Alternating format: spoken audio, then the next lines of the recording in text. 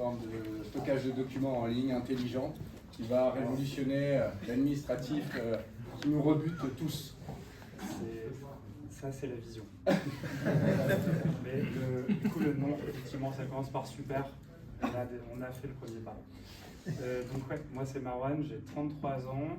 En termes d'expérience, du coup, j'ai commencé ma carrière en agence, en tant que planeur strat, donc un métier de la publicité. Et ensuite j'ai enchaîné en start-up dans des différents métiers de grosses, et c'est là notamment que j'ai rencontré mon associé sur Superdocu.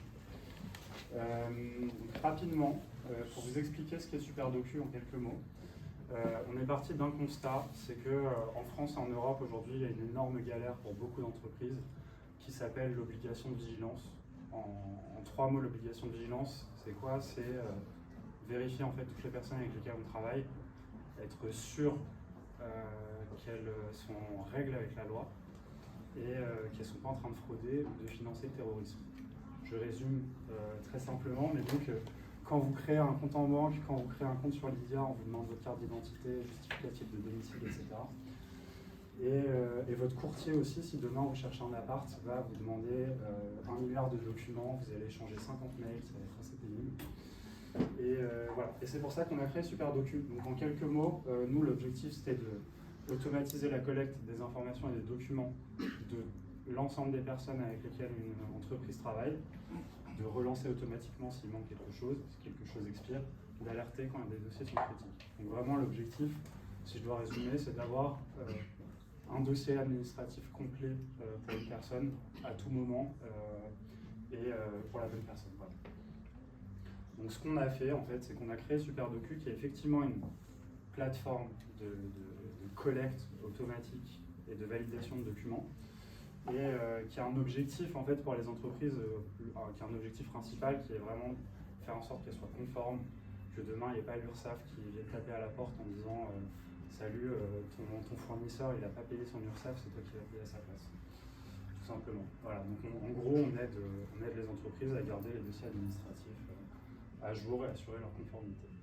Donc le fonctionnement il est assez simple, en fait c'est un portail qui va ressembler à ça pour les clients. Donc on va prendre l'exemple de Fairforbé, où vous travaillez avec des freelances. Donc les freelances sont une société, tous les mois ils sont censés cotiser à l'URSSAF, tous les 3 mois. Vous en tant que plateforme, vous allez devoir leur demander un document qui s'appelle l'attestation de vigilance URSSAF. Chaque mois on le demande. Alors, la bonne pratique, c'est tous les 6 mois en général. Si c'est tous les ans, c'est déjà pas mal. Parfois, c'est la liste des personnels étrangers soumis à autorisation. Ça peut être un justificatif de domicile ou l'assurance de la bête mobile, en l'occurrence pour Batman. Voilà. Donc, vous définissez une liste de documents sur la plateforme que vous avez envie de récupérer, une liste d'informations aussi. Donc, ça peut même être l'IBAN du freelance en l'occurrence. Vous invitez vos contacts, vous appuyez sur un bouton et puis vous fermez les yeux, vous attendez que tout arrive sur la plateforme. Derrière, ça arrive, vous pouvez valider les documents ou pas. Si un document expire aussi, la personne reçoit une relance. Voilà. Le but, forcément, c'est de centraliser en fait l'ensemble des documents des personnes avec lesquelles on travaille, de faire en sorte que tous les dossiers soient à jour et d'avoir en fait une vision et une forme de pilotage sur l'ensemble de ces documents. Donc là, il y a plein de boutons. Je pense que Maxime UX va me donner des conseils plus tard, mais peut-être qu'on pourra améliorer la plateforme un de ces 4, qui vous permettent de valider, rejeter un document, le voir, le supprimer, demander des documents supplémentaires, envoyer des relances, etc. En quelques mots, voilà, l'objectif c'est de protéger son entreprise, de faire en sorte d'avoir une visibilité sur des cas critiques. Et je prends un exemple tout bête, mais une entreprise comme Uber qui bosse avec des milliers de chauffeurs, en fait, si elle a un contact qui est dans cette catégorie cas critique et qui, par exemple, n'a plus d'assurance pour sa voiture et qui a un accident, c'est Uber qui est fautif derrière. Donc là, l'importance en fait pour nous, ça va être juste de prévenir Uber, de leur dire attention, le document d'assurance du véhicule de tel chauffeur est plus valide. Si jamais vous continuez à lui donner des courses, il risque d'y avoir un problème en cas d'accident.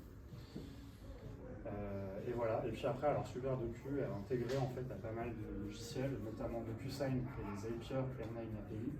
Et via Zapier, on peut en fait se connecter à peu près tous les autres documents. Voilà. ça, c'est pas très intéressant, c'est de la sécurité. Donc, je vais passer. En termes de cas d'usage, non mais c'est vrai, c'est le pitch pour les clients. Pour les gros clients, ils aiment bien, les petits un peu moins. Voilà, donc en termes de cas d'usage, on en a plein. Nous, le principal, il est vraiment B2B aujourd'hui. Donc une entreprise qui bosse avec beaucoup d'entreprises et de fournisseurs. Mais on a aussi par exemple des courtiers en immobilier, des agents immobiliers qui vont utiliser la plateforme, même des écoles d'ailleurs, enfin en tout cas des formations pour récupérer des dossiers d'inscription et faire en sorte de les valider, les rejeter, etc. Donc en soi, il y a pas mal de choses qui sont possibles avec la plateforme et l'objectif c'était que ce soit modulable. Ça pareil, je vais passer, ça aussi. Et je vais passer directement au fondateur. Donc mon associé, en fait, c'est lui qui a créé l'API de l'URSSAF. Je résume, je caricature, mais pas loin, mais c'est lui qui permet en fait à toutes les administrations de récupérer l'ensemble des informations côté URSSAF, donc il connaît bien les documents. Et avant ça, en fait, il a créé une intelligence artificielle qui s'appelait Jam, qui était un chatbot, un des plus gros chatbots Messenger en France.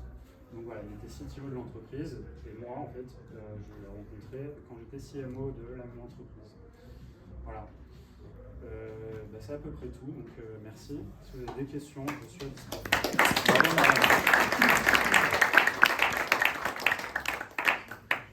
Ça fait combien de temps que ça a été créé? Alors c'est un peu la question tricky pour moi.